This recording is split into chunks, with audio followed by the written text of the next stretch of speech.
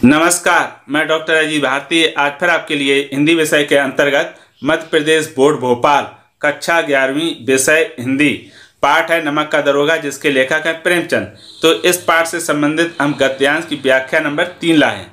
ठीक है, पहली और दूसरी हम इससे पहले बता चुके हैं, उसकी लिंक आपको इसके डिस्क्रिप्शन बॉक्स में मिल जाएगी। और साथ में ही आपको नमक के दरोगा पाठ की समरी यानी सारांश, प्रश्नोत्तर, MCQs भी मिल जाएंगे। वहां जाकर आप सरल भाषा में समझ और सीख सकते हैं। तो चलो फिर शुरू करते हैं। तो देखो, प्रश्न कुछ इस प्रकार से पूछा जाता है, दिया हुआ है कि निम्नलिखित गद्यांश की संदर्भ प्रसंग सहित व्याख्या कीजिए।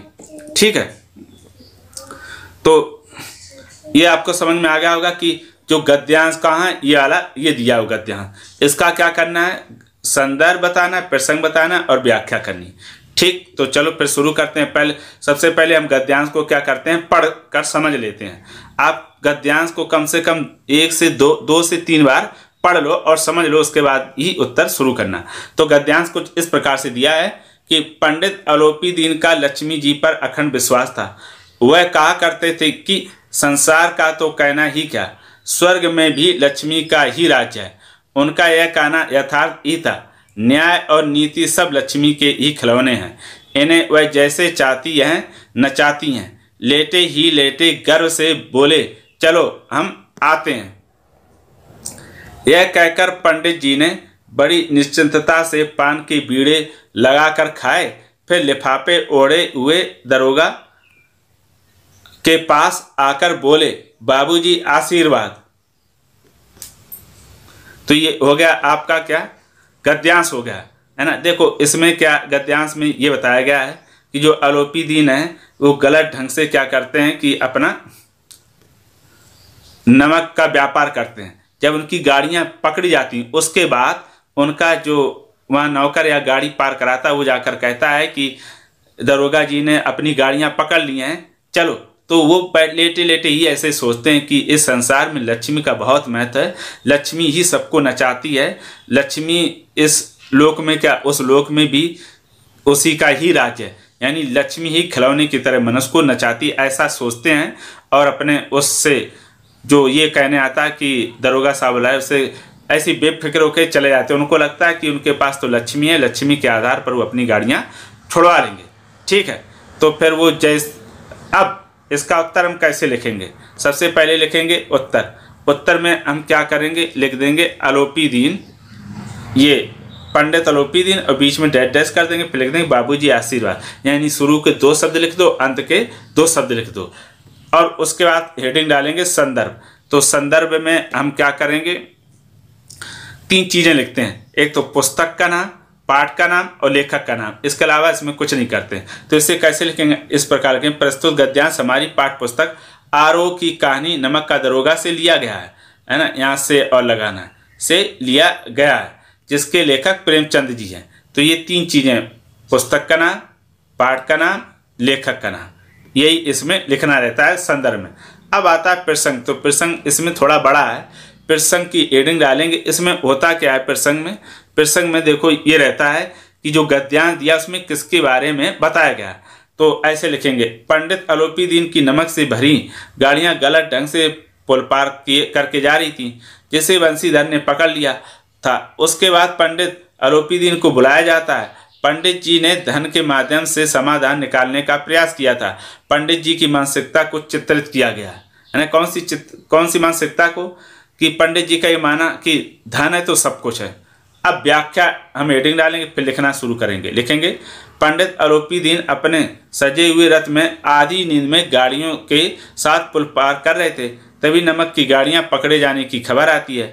पंडित जी घबराते नहीं हैं, उनका मानना है कि वो रिश्वत देकर गाड़ियां छुड़वा लेंगे। ठीक है, फिर उसके बाद हम आगे लिखेंगे, उनका विश्वास था कि धन से धरती के देवता क्या, स्वर्ग के भी देवता को मनाया जा सकता है। लक्ष्मी सभी जगह है। उनके इस कथन में 100% सच्चाई भी थी। आज के संसार में धन को ही सब कुछ माना जाता है। धन से न्याय का पक्ष जीता जा सकता है। धन को आदर्श माना जाता है और पूरा संसार धन का ही गुलाम है। लोग धन के इशारे पर नाचते हैं। दरोगा बंसीधर के द्वारा पंडित आरोपी दिन को बुलाया जाता है, लेकिन पंडित जी धन के घमंड में कहते हैं कि चलो आ रहे हैं। उन्हें लगता था कि दरोगा जी को अपने पक्ष में करके गाड़ियां छुड़वा लेंगे। वे पान खाकर रजाई ओढ़कर हंसते हुए दरोगा बंसीधर के पास जाते हैं। वह दरोगा जी से कहते हैं कि बाबूजी, बस आप आशीर्वाद दीजिए, नमक की गाड़ियां छूट जाएं और आपकी भेंट मिल जाए, इससे दोनों का ही लाभ होगा। मैंने सोचा पुल के देवता को प्रेम भेंट देकर खुश कर दिया जाए, लेकिन ऐसा कुछ भी नहीं होता। पंडित जी का घमंड टूट जाता है। ये हो गई व्याख्या, इस तरह से लिखेंगे। तो जैसा मैंने पहले बताया कि नमक, जो पंडित आरोपी ने वो गलत ढंग से नमक का व्यापार कर रहे थे, गाड़ियों से ले जा रहे थे। बंसीधर ने पकड़ लिया और ये कहा कि अपने मालिक को बुलाओ। तो उन्होंने कहा ठीक आ रहा हूँ, क्योंकि वो धन के पैसे के घमंड में चूर थे। वो आए और उनसे कहने लगे कि आप गाड़ियाँ छोड़ दीजिए और अपना आपका हिस्सा ले लीजिएगा, तो इसमें दोनों का लाभ होगा। लेकिन यहाँ पर क्या हो गया, उल्टा हो गया। दरोगा कौन था? बंसीधर, वो एकदम ईमानदार, उसने सीधे मना कर दिया और सीधे आरोपी दिन को जेल में बंद कर दिया और गाड़ियां पकड़ ली। तो ये व्याख्या में लिखेंगे। फिर विशेष हेडिंग डालकर हम लिख सकते हैं, हालांकि पूछा नहीं जाता प्रश्न में, लेकिन अपनी तरफ से लिख दोगे तो उत्तर बहुत अच्छा हो जाएगा। तो पहला हमने लिख दिया कि वाक अर्थपूर्ण है, यानी जो इसमें वाक्यों का प्रयोग किया गया उसका सही अर्थ है। दूसरा है, इसमें सरल उर्दू और खड़ी बोली मिश्रित भाषा का प्रयोग किया गया। तीसरा, धनी व्यक्तियों के चरित्र का वर्णन किया गया। तो ये भाषा से संबंधित और उसमें विषय से संबंधित 3 हमने बिंदु क्या किए, विशेष में लिख दिए। इस प्रकार से आपका जो नमक का दरोगा पाठ का जो तीसरा गद्यांश था वो क्या हो गया, समाप्त हो गया। अगर उसके पश्चात भी आपके मन में किसी प्रकार का कोई प्रश्न हो, डाउट हो, तो कमेंट करके हमें अवश्य बताइएगा। और ये भी बताइएगा कि ये आपको नमक का दरोगा पाठ के गद्यांश की व्याख्या कैसी लगी।